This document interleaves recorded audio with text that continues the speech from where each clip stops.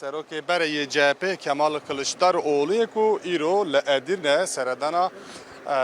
Selahattin Demirtaş grubu nahacı derket tabi dahkeniye ki bu da medyayı. Değerli basın mensupları, Sayın Selahattin Demirtaş'ı ve Sayın Serdana Brez Selahattin Demirtaş و Selçuk Mızraklı kir ez destpêkê vê yekê bêjim dîtina wan bawekî tendurist ji bo min hestekî xweş bû ku tendurustin hem jî pirsgirêkên Tirkiye bi nêzîkî ve dişopînin ez bextewar kirim Brez Demirtaş yek ji pêşengên siyaseta sivîl e li Tirkiye ji bo ku herkes di nav aramiyê de bijî bextewarî bijî hewl da Tirkiye ji nêzik ve dişopîne siyaseta cîhanê ji nêzik ve dişopîne Brez Kozahaşlî jî bi hemana wayî wiha nihal vê derê erkê me ew e ku em siyasetekî nû li Tirkiye serwer bikin li Tirkiye hemû heval hemû welatî hemû dost ji bo ku di nav aramiyê de bijîn ji bo ku bawekî tendurist di nav aşitiyê de bijîn û ramanên xwe bînin ziman daxwaza me ev e ez Brez Demirtaş demeke zûye dişopînim dîtina wî ji nêzik ve û sohbeteke dûr û dirêj li gel wî ji bo min gelek sodmend bû ez gelek spasiya we dikim derbarê siyaseta Tirkiyeyê de peyamekî giştiya wî hebû derbarê siyaseta Tirkiye jî de em axivîn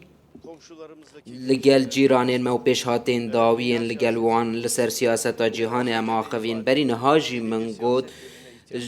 me got pêwîstî bi zimanekî nû yê siyasetê heye her du hevalên me yên rêzdar jî û siyasetmedar jî anîn ziman ji xwe bi rastî jî her du jî li gel aştiyê ne li gel me tekezî li ser siyaseta sivîl kir di vê çarçoveyê de me hevdîtinek pêk anî û me nirxandinên xwe bi hev re par vekirin li Tirkiyê tuk kes divê ji ber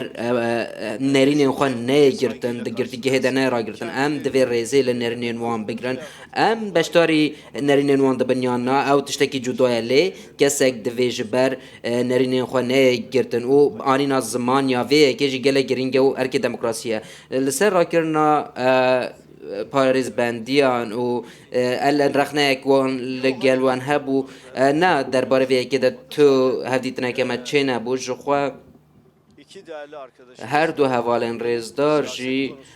derbarê siyasetê de û di çareserkirina pirsgirêkan li Tirkiyê dizanin ku ez çi qas ji bo vê yekê ji dilim divê çarçoveyê de ez nêzîkî bûye randibin wê demê desthilatê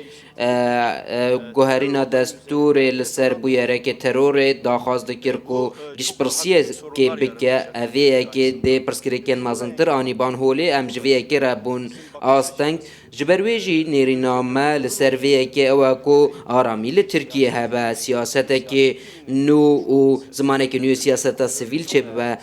li Tirkiye teror bi dawî be li rojhilata navîn erdnîgariya wê aramî û aşitî hebe li Tirkiye mirov di nav aramiyê de bijîn herkes bikare bi nasnameya xwe bîne ziman û rêzê li nasnameya hev dû bigire divê çarçoveyê de çi cudabûn di navbera me de nebû me bi rehetî nêrînên xwe anîn ziman li welatê me em dixwazin di nav aramiyê de bidijîn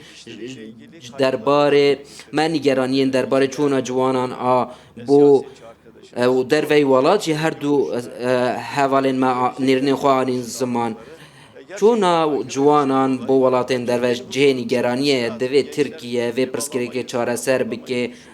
ciwan dibêjin em nikarin xaniyan bistînin otomobîlan bistînin bendewariyeke wan heye û Tirkiye mixabin nirxên xwe yên herî sereke ji dest dike derbarê vê yekê ji de nêrîna xwe anî ziman di siyaseta Tirkiyeyê de nîqaşa nerimbûnê heye